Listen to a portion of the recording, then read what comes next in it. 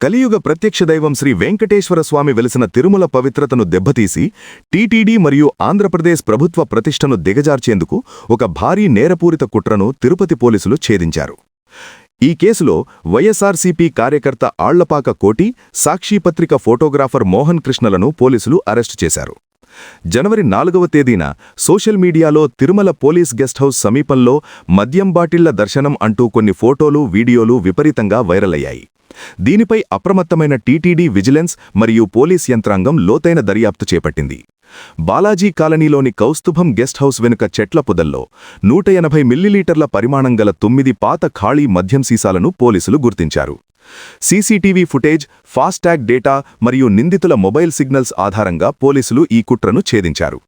వైఎస్ఆర్సీపీ కార్యకర్త ఆళ్లపాక కోటి తిరుపతి నుండి పాత ఖాళీ మద్యం సీసాలను కావాలనే తిరుమలకు తీసుకువెళ్లి పథకం ప్రకారం కౌస్తుభం గెస్ట్ హౌస్ బయట పడవేశాడు. అనంతరం ఈ విషయాన్ని తన సహచరుడు నవీన్కు తెలపగా అతను సాక్షి ఫోటోగ్రాఫర్ మోహన్ కృష్ణకు సమాచారమిచ్చాడు. మోహన్ కృష్ణ వెంటనే తన సహచర ఫోటోగ్రాఫర్లను పంపి వీడియోలు తీయించి సోషల్ మీడియాలో వైరల్ చేయించాడు. ప్రభుత్వంపై బురద జల్లడంతో పాటు తాను పనిచేస్తున్న సంస్థలో గుర్తింపు పొందాలనే నీచమైన ఆలోచనతో లక్షలాది మంది హిందువుల మనోభావాలను దెబ్బతీశారు. పోలీసులు 7వ తేదీ సాయంత్రం నిందితులు కోటి, మోహన్ కృష్ణలను అరెస్టు చేసి వారి నుంచి 2 మొబైల్ ఫోన్లు, ఒక స్విఫ్ట్ డిజైర్ కారు, ఒక ల్యాప్టాప్ను స్వాధీనం చేసుకున్నారు.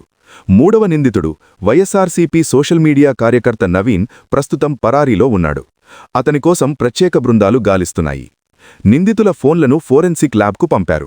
ముఖ్యంగా మోహన్ కృష్ణ తన ఫోన్ పోయిందని, పోలీసులను తప్పుదోవ పట్టించే ప్రయత్నం చేయడం అతని నేర స్వభావాన్ని మరింత బలబరుస్తోందని పోలీసులు తెలిపారు. తిరుమల పవిత్రతకు భంగం కలిగించేలా ఎవరైనా అసత్య ప్రచారాలు చేస్తే చట్టపరంగా కఠిన చర్యలు తప్పవని తిరుపతి పోలీసులు హెచ్చరించారు. భక్తులందరూ అధికారిక నిర్ధారణ లేకుండా వచ్చే వార్తలను నమ్మవద్దని కోరారు.